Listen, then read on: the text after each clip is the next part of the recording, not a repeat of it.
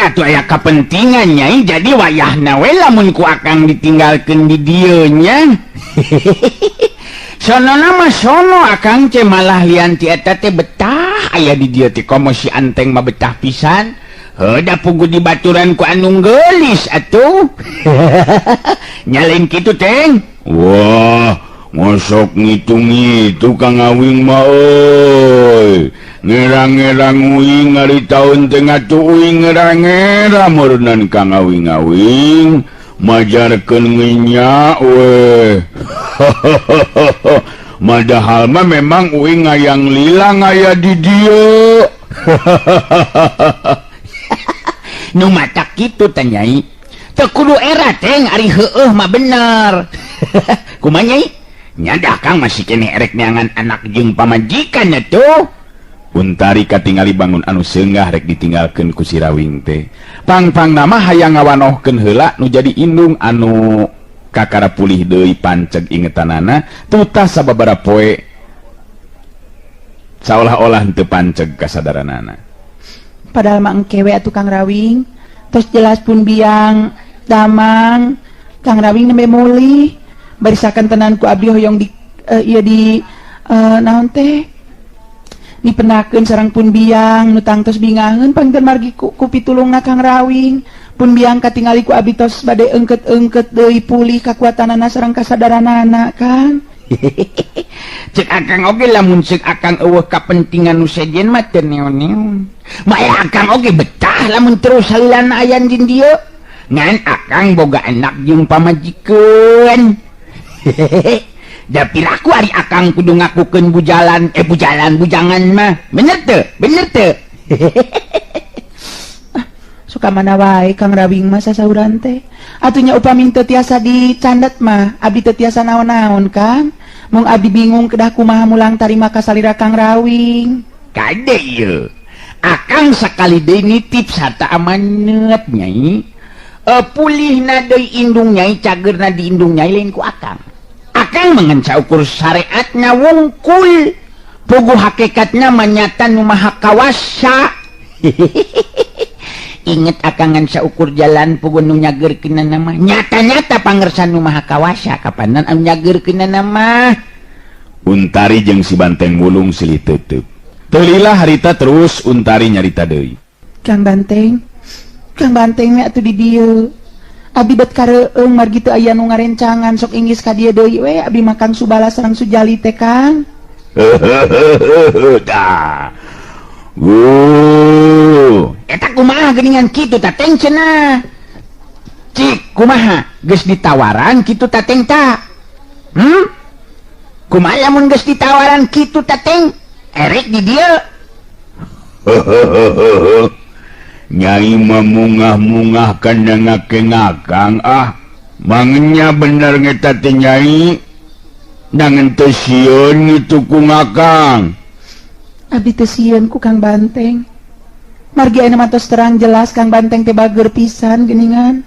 Langkungna teh eta abdi ge ngaraos bingah ku ayeuna Kang Banteng nu tos ngiring ngusir balad-baladna Kang Subala katut Sujali. Ngaring eta mah ngawajiban ngatu Nyai. Ngakang mah nyulungan muduna ngoge kitu.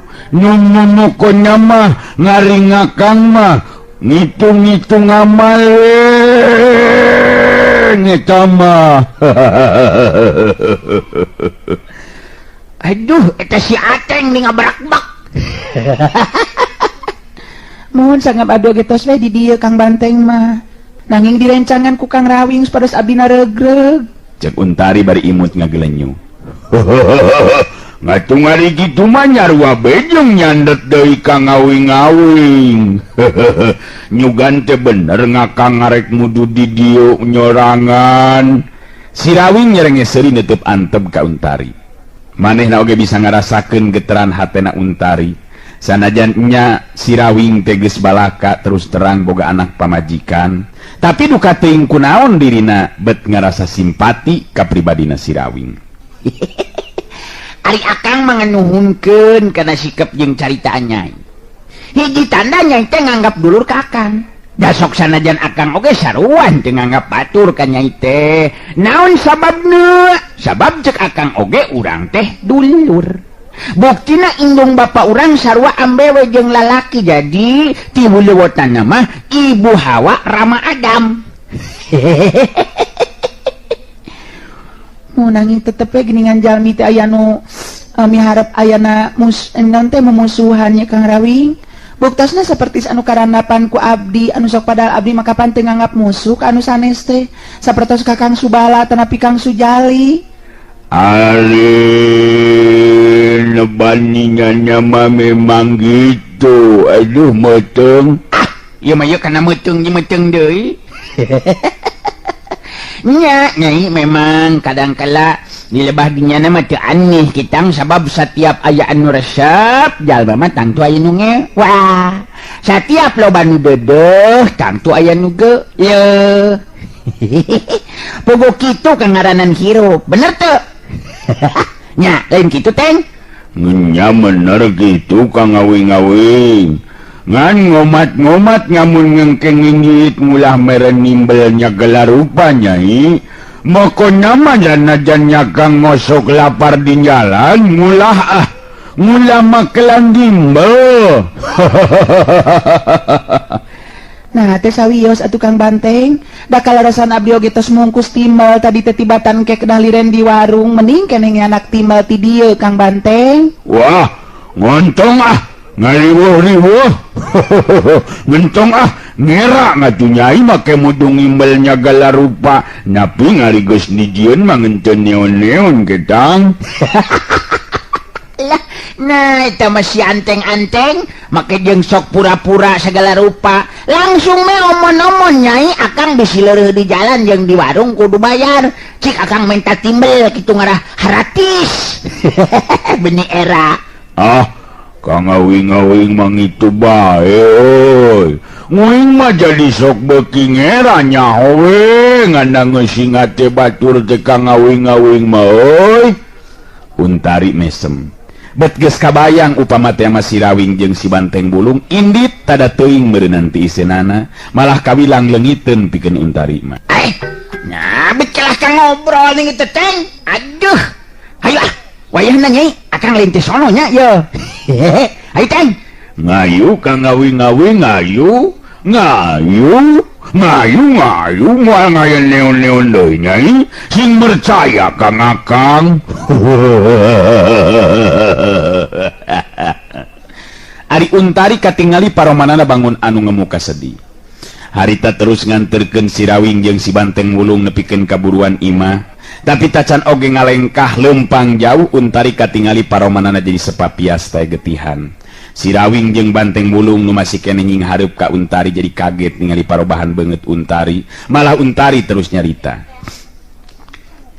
Kang Rawing, mangga tinggal Kang, itu saha nu ka dieu teh? Teteh lagi dengan Kang Subala ka tu Sujali Kang. Malah disarangan ku aki-aki. Ngaya naon deui cenah ieu teh nya? Me bareng Sirawing jeung si Banteng Wulung pada ngabalikeun awakna ka tukang. Breh bener we katingali anu keur lempang tilu jalma nu tayalian ti Subala jeung Sujali ngahapit Mbah Gabug Inten. Sirawing sanajan jarakna masih keneh anggang tapi kaseuketan panon jeung perasaan Sirawing geus leuwih ti heula ngabejaan. Yen aki-aki nu datang teh jelas lain samarangan jalma, beda dina rigigna lempang jeung dina keureut beungeutna. Sirawing noelkan leungeun si Banteng Wulung bari nyarita. Geus moal salah deui ieu mah teng ye. Pasti guruna Subala jeung Sujali euy. Mata saran ngeneh nyigeuna mah teng.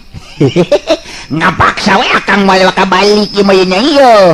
Sabab beda ye gedigna ye. Lempang nu kitu mah lempang nu rek ngajak ngesang sigana mah lain gidi gringgit. Waduh, bener-bener Kang Awing-awing. Beda ngarasana kana manon nguing Kang Awing jadi ngumaha yang ayeuna nindakan urang ka ngawing-ngawing ngumaha Gus Ngio tenang cicing heula teng ingetkeun akang komandon lamun cek komandon ulah waka ngayakeun tindakan ulah waka wawanianan nyai tetep cing di dieu nya keun ku akang erek disampeurkeun tah anu anyar datang teh ku hitungan mah jelas guruna Subala gabug inten teh meureunan ieu teh si Rawing ngagandeang lempang ti heula dituturkeun ti tukang ku si Banteng Bulung. Subala jeung Sujali anu lempang ngahapit guruna harita ngarandeg lempangna. Ari embah gabug inten ngareret ka Subala bari nyarita. Kunaon lempang make jeung eureun sagala rupa bala? Kunaon si laing make eureun? Eta saha nu lempang nyampeurkeun ka lebah dieu euy. Sorot panon embah gabug inten museur seukeut ka lebah si Rawing. Ari Subala ngareret ka Mbah Gabug Inten bari nyarita. Tah eta nu ngaran si Rawing teh Ki Guru. Jelema anu gedena ngaranna teh si Banteng Bulung. Coba we perhatikeun ku Ki Guru waniana keranan si Rawing langsung datang nyampeurkeun hartina manehna nguntup ka urang. Mbah Gabug Inten nyerenge seuri bari nyarita.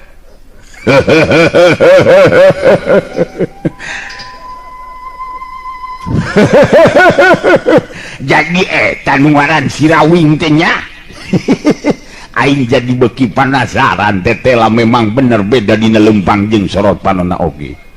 Ieu mah keleup teh memang geus di luar jeung jero. Mbah Gabug Inten kawilang jago kolot nu geus kahot harita bisa langsung nyaho kana kayan si Rawing. Si Rawing nu lempang nyampeurkeun malangkeun leungeun kencana si Banteng Bulung ngarandeg lengkahna. Eureun di dieu teng awas ka hati-hati yeuh ati-ati sambel ati ot-ot kadal janggotan bulu kelek heheotan. Awas hati-hati teng ulah ningali aki-aki ya nya awas ye jelas ieu anu ngaran Mbah Gabug Inten teh lain jago biasa teng jadi ulah gagabah ngayakeun tindakan lamun eueuh parentah ti akang atuh nu momokon nama ngaringuing manurutkeun be kumaha ka ngawing-ngawing nu menting ka ngawing-ngawing mun teu menang ngelehkeun ngeta ngalawan anu lawan eta ka ngawing-ngawing tim jirim geus pancuh nangtung teu jauh ti hareupeun si Rawing. Mbah Gabug Inten nu ngalengkah maju salengkah di kahareup dua tetepan bantrok si Rawing kudu ngaku dina hatena kaseuketan sapasang panon Mbah Gabug Inten. Si Rawing anu miheulaan muka caritaan. Iya pasti Mbah Gabug Intennya benernya. Iya pastinya. Guruna Subala jeung Sujali tadi penting eta mah manimata kaget jeung reuas Mbah Gabug. Ngan untung benang katewak terus dibebaskeun be kanu jero dibabaskeun be kanu jero taneuh. Mikeun ari nepikeun kamikeun ari kudu mebeskan awakna Ibu Ratimah indungna Nyi Utari mah duh bah kadunya teuing alah bagea Mah Gabug Inten aduh iya Mah Gabug Inten teh aduh. Mbah Gabug Inten seuri deui ka si Rawing ngan seurina bubuh jadi matak sieun lantaran semuanya gereng katingalina teh.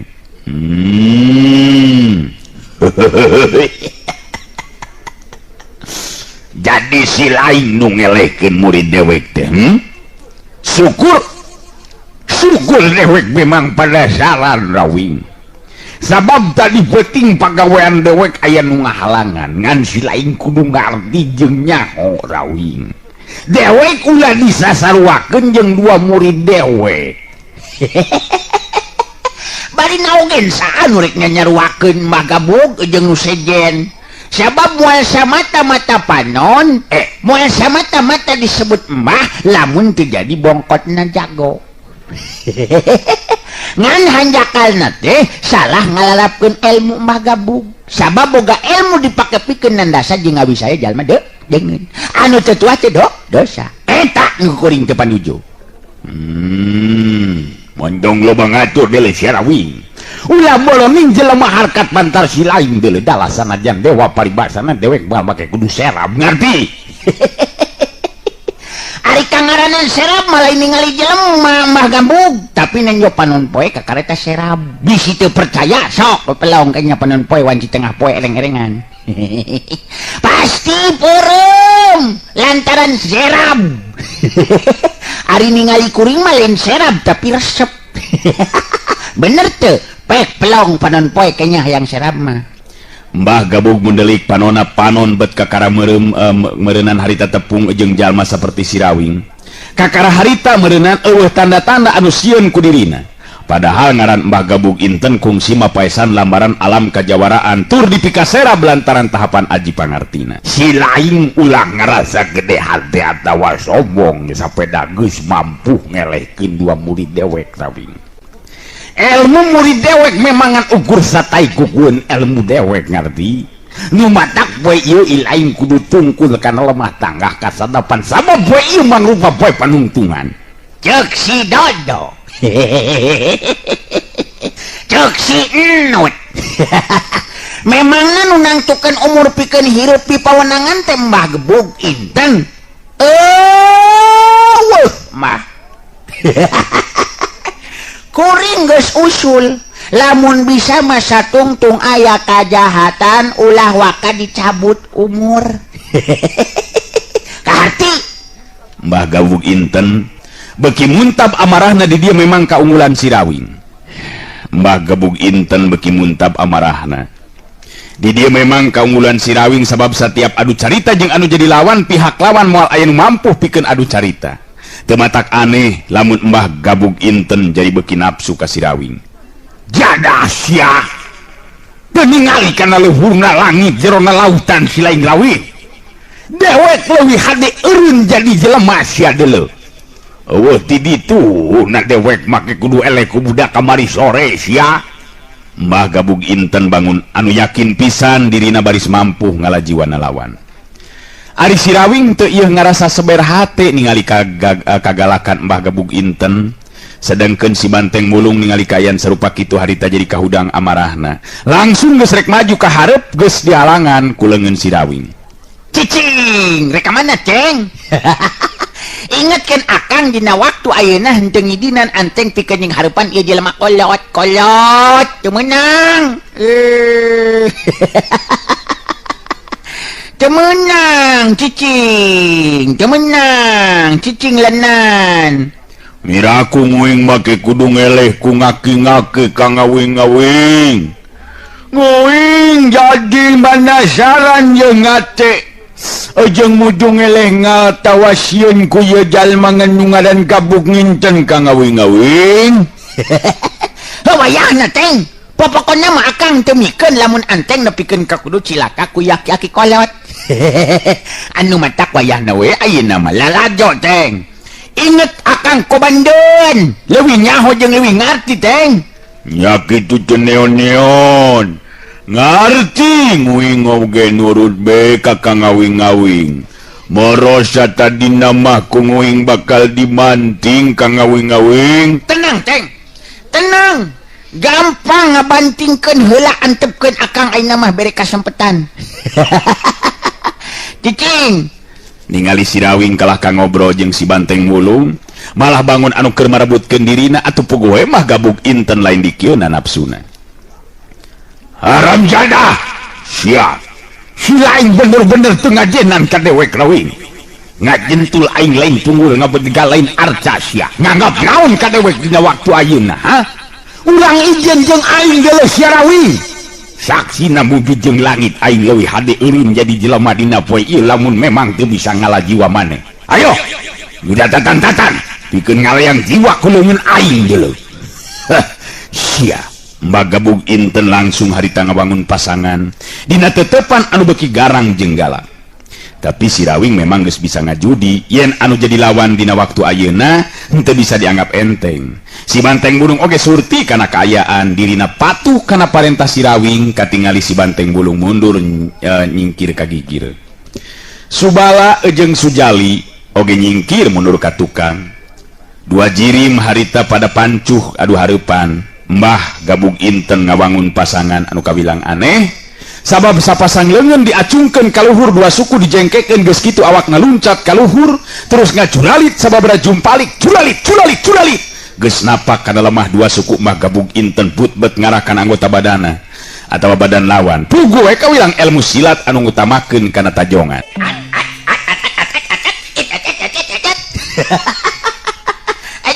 Aduh nya mah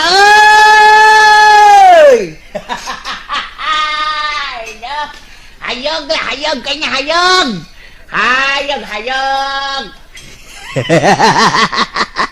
Hap, yap, blas, bawa, bakting, ger.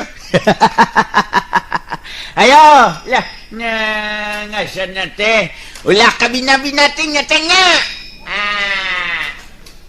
Kurang dambung atuh ari diliak-liak ting mah tuh. Bener tuh. Saha nu dahek? Saha cing nu dahek? Tong ngomong wae sia deuleu lawing. Aduh hareupan jeung aing teh perlu loba ngomong sia deuleu. Ayo ayeuna mah geura petakeun naon sia kabisa sia.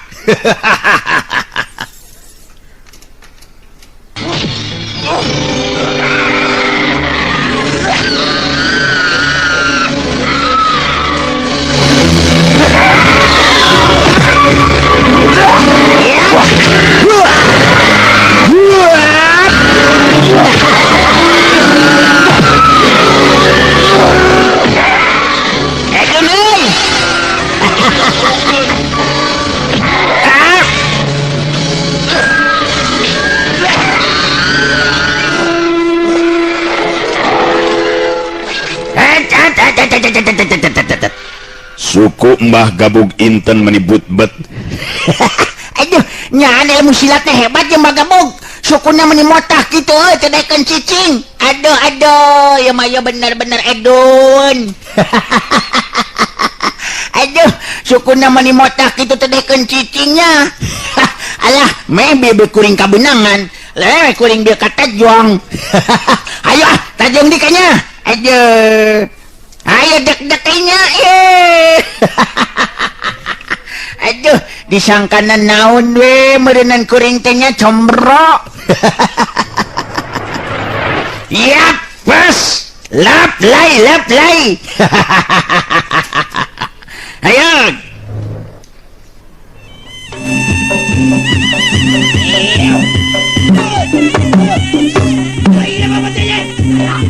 Ari Sirawing geus pancuh nangtung di tempat nu sejen sedengkeun Mbah Gabug Inten hari tangah hegak di barung jeung hate nu panasaran. Ari sabab runtuyan panarajang tajongan-tajongan sapasang sukuna anu mibanda kacepetan jeung kakuatan luar biasa teh estu teu keuna kana sasaran. Dan paingan Sirawing atau paingan Sirawing gampang ngelehkeun murid aing. Sabab kacepetan gerakanana bener-bener di luar dugaan. Aing jadi era ku ngaran lamun teh menepikeun ka hantu bisa ngelehkeun anu ngaran Sirawing. Aduh, gelo ieu mah yo. Gelo ieu mah. Rakatak, tarak-tak Mbah Gabug Inten ngabangun di pasangan. Katingali harita dua leungeunang nyolodor ka hareup siga nu heuras teh beda ti beusi. Sarta kadenge sora tulang jeung urat nu ting trak-tak. Alah, nyaan bedas kene sakitu geus kolot oge euy Mbah Gabug mah nya. Cacak lamun kuring geus aki-aki saperti Mbah Gabug sigana bae moal bisa neon-neon ya. Ayo sia montong loba ngomong Sirawing dewek ayeuna geus saya gapikeun ngalajiwa maneh. Dua dampal leungeun Mbah Gabug Inten digesek-gesekeun katingali harita sapasang leungeun Mbah Gabug Inten jadi ngagleter anu akhirna tina sapasang leungeunna siga nu ngaluarkeun haseup ipis. Tetela pikeun ngarubuhkeun anu jadi lawan. Mbah Gabug Inten langsung metakeun kekuatan ilmu pamungkasna.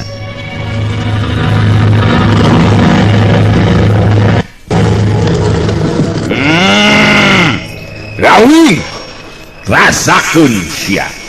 Rasakeun kumaha ayeuna kumaha kamampuhan ilmu tapak saketi. Entong boroning awak maneh leuleum beusi atawa batik katoel ku jampal leungeun atawa rambul leungeun aing bakal hancur.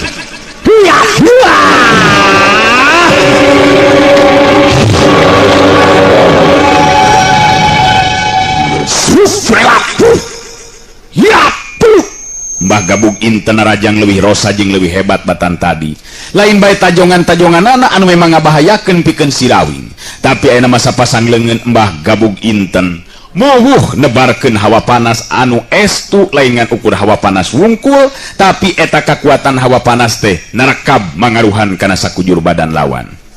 Si Rawing sadar kana kayaan upama dirina teu ngalapis diri ku kaampuhan elmuna geus tangtu dirina nu bakal ngalayang jiwa sabab tetela. Ilmu tapak saketi teh memang lain heureuyan.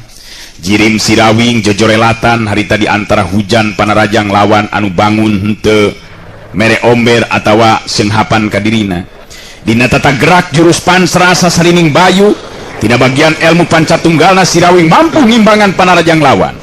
Tapi tetela tata gerak Mbah Gabug Inten oge terus ngurung dirina lir upama anu nutup kana ruang gerakna. Geus eueuh di jalan kajabati kudu bantro kakuatan bareng jeung datangna panarajang lawan.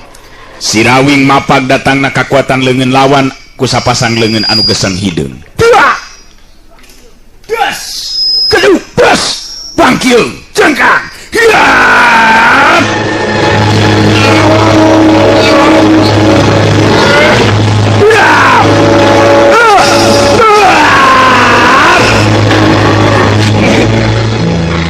Dua jirim pada ngabangkil mundur ka tukang, dua nana pada ngaranjug ku kakuatan lawan masing-masing.